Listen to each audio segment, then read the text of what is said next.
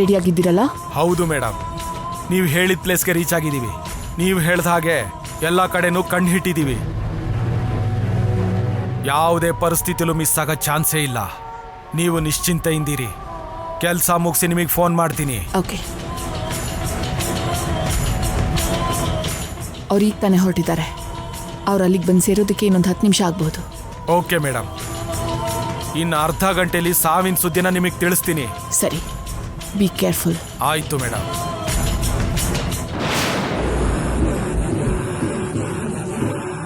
ಕಾವೇರಿ, ನಿನ್ನ date of birth ನನಗೆ ಗೊತ್ತಿಲ್ಲ, ಆದರೆ ನಿನ್ನ ಡೇಟ್ ಆಫ್ ಡೆತ್ ಮಾತ್ರ ಇವತ್ತೇನೆ.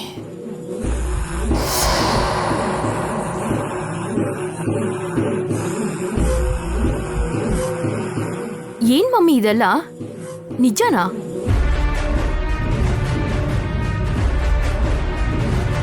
ನಿಜಾನೇ ಬೇಬಿ. ಆ ಕಾವೇರಿ ನನ್ನ ಜೊತೆ ಆಟಗಳಾಡಿದ್ರೆ ಚಿಕ್ಕ ಹುಡುಗಿ ಅಲ್ವಾ, ಹೋಗ್ಲಿ ಪಾಪ ಅಂತ ಬಿಟ್ಬಿಡ್ತಿದ್ದೆ.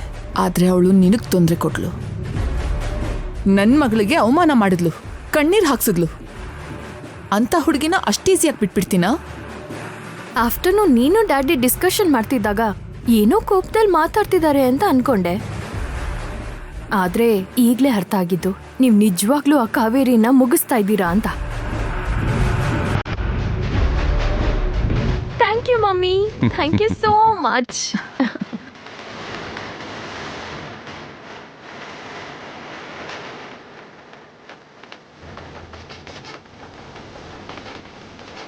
ಆ ಕಾವೇರಿ ನಮ್ಮೆಲ್ಲರ ಜೀವನಕ್ಕೆ, ಈ ರಾಜಮಹಲಿಗೆ ಕಾಲಿಟ್ಟಾಗಿಂದ ನಿನ್ನ ಜೀವನದಲ್ಲಿ ಖುಷಿನೇ ಇಲ್ಲ ಬೇಬಿ. ಆ ಕಾವೇರಿನ ನಮ್ಮ ಜೀವನದಿಂದ, ಈ ರಾಜಮಹಲ್ನಿಂದ ಕಳ್ಸೋಣ ಅಂತ ಅನ್ಕೊಂಡ್ರೆ, ಮತ್ತೆ ನಿಮ್ಮ ದೊಡ್ಡಪ್ಪನ ಹೆಲ್ತ್ ಸರಿ ಇಲ್ಲ, ನಿಮ್ಮ ಅಜ್ಜಿ ಮನಸ್ಸು ಸರಿ ಇಲ್ಲ ಅಂತ ಕರ್ಸಿದ್ರೆ ಅವಳು ಎಲ್ಲೇ ಇದ್ರೂ ಓಡ್ಕೊಂಡು ಬರ್ತಾಳೆ ಅಂತ ಅನ್ನಿಸ್ತು.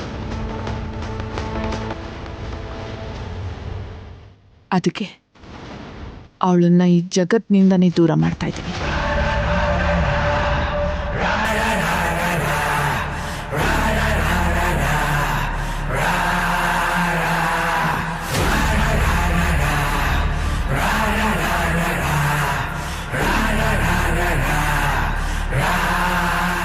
ನೀವು ಕಾವೇರಿನ್ ಮಾತ್ರ ಮುಗಿಸ್ತಾ ಇದ್ದೀರಾ ಅಂತ ಅನ್ಕೊಂಡಿದ್ದೀರಾ ಮಮ್ಮಿ? ಅವಳ ಜೊತೆಗೆ ಕಲ್ಯಾಣಿನ್ ಕೂಡ ನಿಮಗ್ ಗೊತ್ತಿಲ್ದೇನೆ ಅವಳ ಕತೆ ಮುಗಿಸ್ತಾ ಇದ್ದೀರಾ. ಕಾವೇರಿ ಕತೆ ಮುಗಿದ್ರೇನೆ ನನ್ ದ್ವೇಷ ಕೂಡ ಮುಗಿಯತ್ತೆ.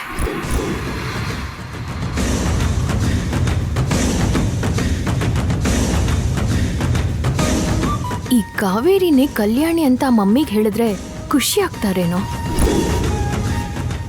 ಬೇಡ, ಕಾವೇರಿನೇ ಕಲ್ಯಾಣಿ ಅಂತ ಗೊತ್ತಾದ್ರೆ ಪ್ಲಾನು ಹಾಳಾಗತ್ತೆ. ಮನಸ್ಸು ಬದಲಾಯಿಸ್ಕೊಂಡು ಅವಳನ್ನ ಸಾಯಿಸ್ತಾ ಇದ್ಬಿಟ್ರೆ? ಬೇಡ, ಅವಳನ್ನ ಸಾಯಿಸಿದ್ಮೇಲೆನೆ ಮಮ್ಮಿಗೆ ನಿಜವಾದ ವಿಷಯನ ಹೇಳಬೇಕು.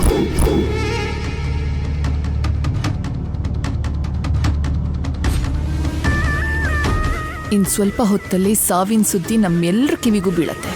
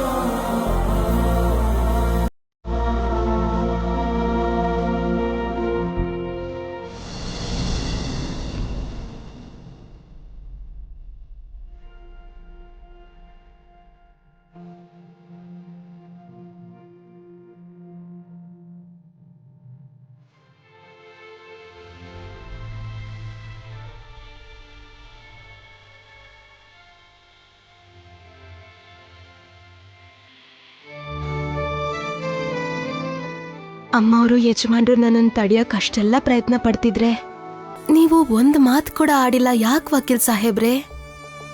ನಾನು ನಿಮ್ಮಿಂದ ದೂರ ಆಗ್ತಿದ್ದೀನಿ ಅಂತ ನಿಮಗೆ ಅನ್ನಿಸ್ತಾ ಇಲ್ವಾ? ನನಗೆ ಮಾತ್ರ ನನ್ನ ಪ್ರಾಣನೇ ಹೋದಂಗೆ ಅನಿಸ್ತಿದೆ. ನಾನು ನಿಮ್ಮಿಂದ ದೂರ ಆಗ್ತಿದ್ದೀನಿ ಅಂತ ನಿಮಗೆ ನೋವು ಆಗ್ತಿಲ್ವಾ ಸಾಹೇಬ್ರೆ?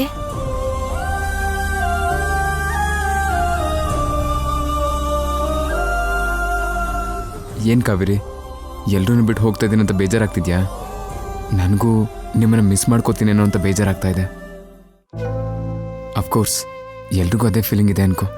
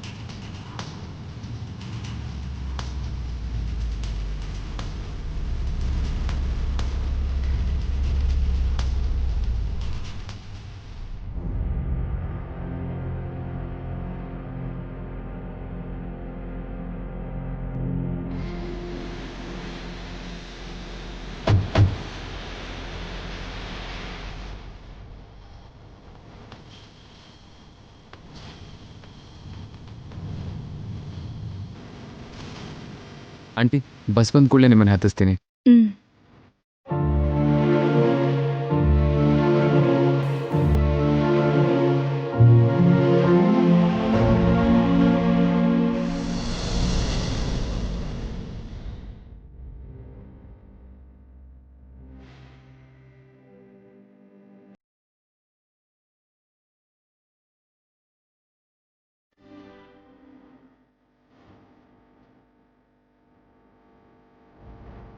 ನನ್ನ ಕಲ್ಯಾಣಿ, ನನ್ನ ಕಾವೇರಿ.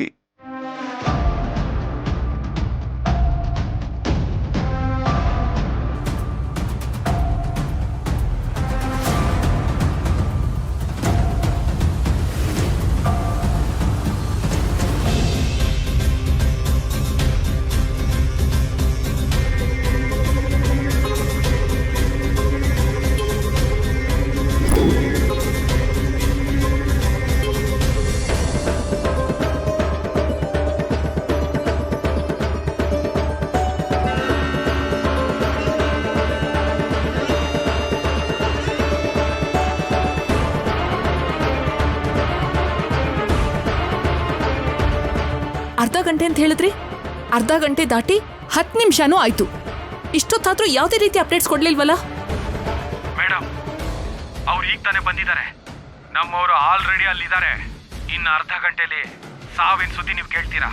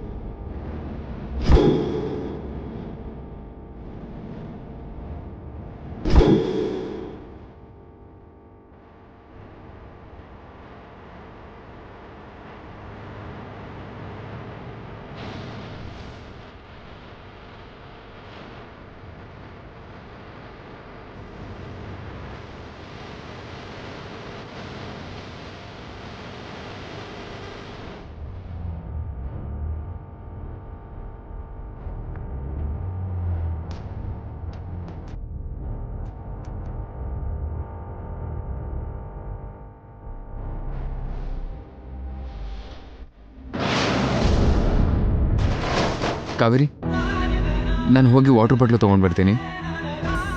ಬಸ್ ಬಂದ ಕೂಡಲೇ ನಿಮ್ಮನ್ನು ಹತ್ತಿಸ್ತೀನಿ ಅದಕ್ಕೆ.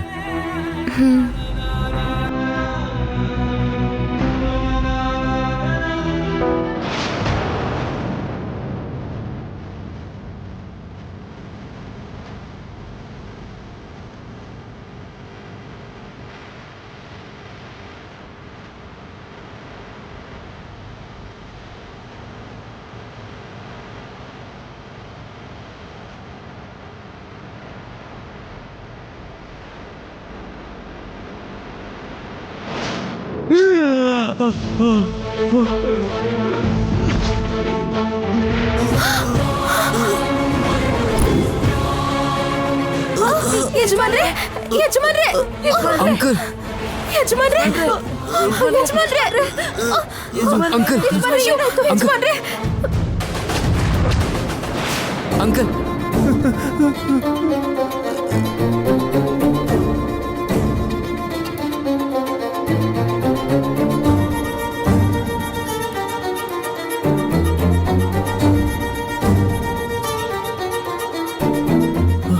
ಕಾವೇರಿ,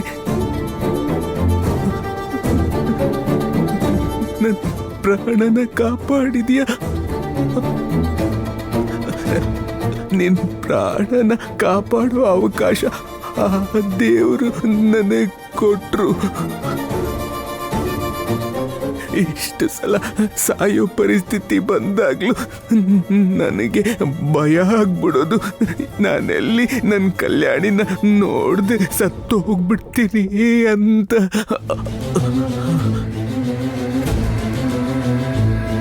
ಆದ್ರೆ ಈಗ ಆ ರೀತಿ ಅನಿಸ್ತಾ ಇಲ್ಲ ನನಗೆ. ನಿನ್ನನ್ನು ಕಾಪಾಡ್ತಾ ಸತ್ತೋಗ್ತಿರೋದು ತುಂಬ ಸಂತೋಷವಾಗ್ತಿದೆ ನನಗೆ.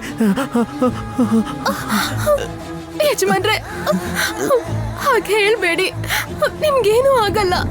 ವಕೀಲ್ ಸಾಹೇಬ್ರೆ, ಹಾಸ್ಪಿಟ್ಲಿಗೆ ಕರ್ಕೊಂಡು ಹೋಗೋಣ. ಆಗ್ಲಿ ಅಂಕಲ್. ಕಾವೇರಿ, ನಾನು ಈ ಸ್ವಲ್ಪ ಹೊತ್ತಾದ್ರೂ ನಿನ್ನನ್ನು ಕಲ್ಯಾಣಿ ಅಂತ ಅನ್ಕೋತೀನಿ. ಈಗ ನಿನ್ನ ಮಡ್ಲಲ್ಲಿ ನನ್ನ ಪ್ರಾಣ ಹೋಗ್ಬಿಡುತ್ತೆ. ನನಗೆ ಬೇಜಾರಿಲ್ಲ, ಆದರೆ ನೀನು ಮಾತ್ರ ಸಂತೋಷವಾಗಿರ್ಬೇಕು.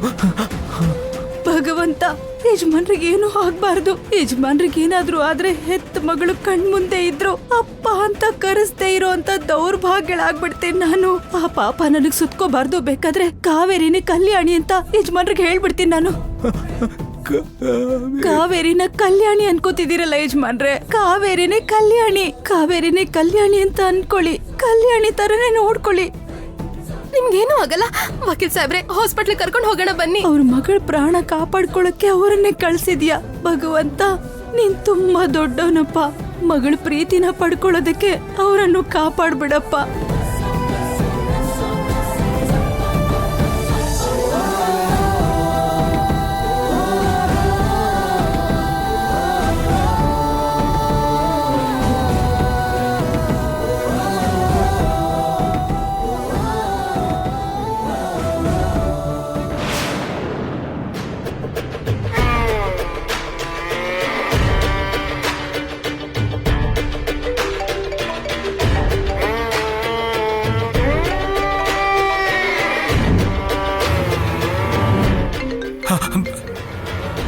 Hello madam.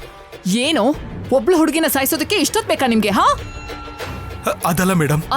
ಏನದಲ್ಲ? ನಾನು ಇಲ್ಲಿ ಎಷ್ಟು ಟೆನ್ಷನ್ ಇಂದ ಓದಾಡ್ತಾ ಇದ್ದೀನಿ ಗೊತ್ತಾ? ಹೇಳೋ ತಂದೆ, ಆ ಹುಡುಗಿನ ಸಾಯಿಸಿದ್ರ ಇಲ್ವಾ?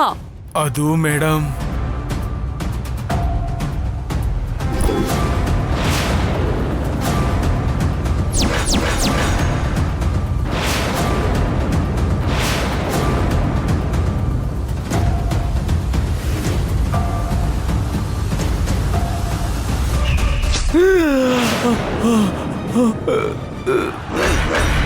ಏನ್ ಹೇಳ್ತಾ ಇದ್ಯೋ ನೀನು? ಹೌದು ಮೇಡಮ್.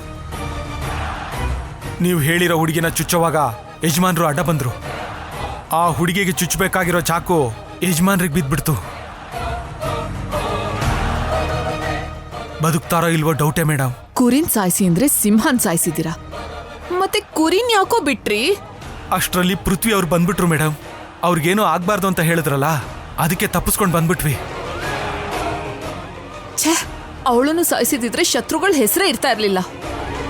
ಆ ಶಿವದೇವಾದ್ರೂ ಖಂಡಿತವಾಗ್ಲೂ ಸಾಯ್ತಾನಲ್ಲ. ಪಕ್ಕ ಸತ್ತು ಹೋಗ್ತಾರೆ ಮೇಡಮ್. ಸರಿ, ನೀನ್ ಸ್ವಲ್ಪ ದಿನ ನನಗೆ ಕಾಲ್ ಮಾಡ್ಲೇಬೇಡ.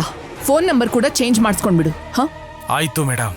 ದುಡ್ಡು ಯಾವಾಗ ಎಲ್ಲಿ ಕಳಿಸ್ತೀನಿ ಅಂತ ಇನ್ಫಾರ್ಮ್ ಮಾಡ್ತೀನಿ, ಬಂದು ಕಲೆಕ್ಟ್ ಮಾಡ್ಕೊಳ್ಳಿ. Okay madam. ವೈದಿಕ ಊರಲ್ಲಿ ಪ್ಲಾನ್ ಮಾಡಿದಾಗ ತಪ್ಪಿಸ್ಕೊಂಡ, ಜಾತ್ರೆಯಲ್ಲಿ ಪ್ಲಾನ್ ಮಾಡಿದಾಗ್ಲೂ ತಪ್ಪಿಸ್ಕೊಂಡ, ಕರೆಂಟ್ ಶಾಕ್ ಕೊಟ್ಟಾಗ್ಲೂ ತಪ್ಪಿಸ್ಕೊಂಡ. ಆದ್ರೆ ಕಾವೇರಿಗೋಸ್ಕರ ಪ್ಲಾನ್ ಮಾಡಿದ್ರೆ ಹೀಗೆ ತಗ್ಲಾಕೊಂಡ್ಬಿಟ್ನಲ್ಲ ವೈದಿಕ. ಏನೇ ಆದ್ರೂ ವೈದಿಕ ದೊಡ್ಡ ತಲೆನೇ ಸಿಕ್ಬಿಡ್ತಲ್ಲ.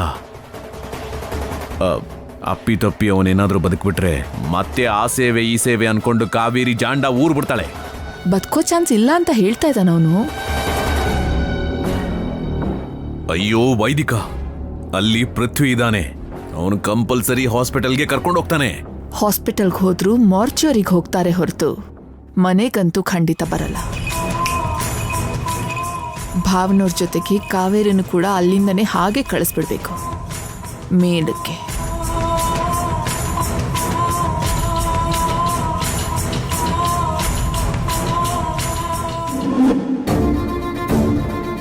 ಡಾಕ್ಟರ್, ಡಾಕ್ಟರ್, ಯಜಮಾನ್ರೆ, ಯಜಮಾನ್ರೆ, ಡಾಕ್ಟರ್, ಯಜಮಾನ್ರೆ, ಯಜಮಾನ್ರೆ, ಯಜಮಾನ್ರೆ, ಡಾಕ್ಟರ್, ಡಾಕ್ಟರ್, ಡಾಕ್ಟರ್. ಏನಾಯ್ತು? ನಮ್ಮ ಅಂಕಲ್ಗೆ ಯಾರು ಚಾಕುಲ್ ಚುಚ್ಬಿಟ್ರು. ಟ್ರೀಟ್ಮೆಂಟ್ಗೆ ಬೇಗ ರೆಡಿ ಮಾಡಿ. ಪೃಥ್ವಿ ಅಂಕಲ್, ಏನಾಯ್ತು? ಶಿವದೇವ್ ಅಂಕಲ್ಗೆ. ಶಿವದೇವ ಅವ್ರಿಗೇನಾಯ್ತು? ನಮ್ಮ ಶಿವದೇವ್ ಅಂಕಲ್ಗೆ ಯಾರು ಚಾಕುಲ್ ಚುಚ್ಬಿಟ್ರು. ಅವ್ರಿಗೆ ಬೇಗ ಟ್ರೀಟ್ಮೆಂಟ್ ಕೊಡಬೇಕು. ಏನಾಗಲ್ಲ ಪೃಥ್ವಿ, ನೀನ್ ಚಿಂತೆ ಮಾಡಬೇಡ, ನಾನು ನೋಡ್ಕೋತೀನಿ. ಆಪರೇಷನ್ ಥಿಯೇಟರ್ಗೆ ಶಿಫ್ಟ್ ಮಾಡಿ.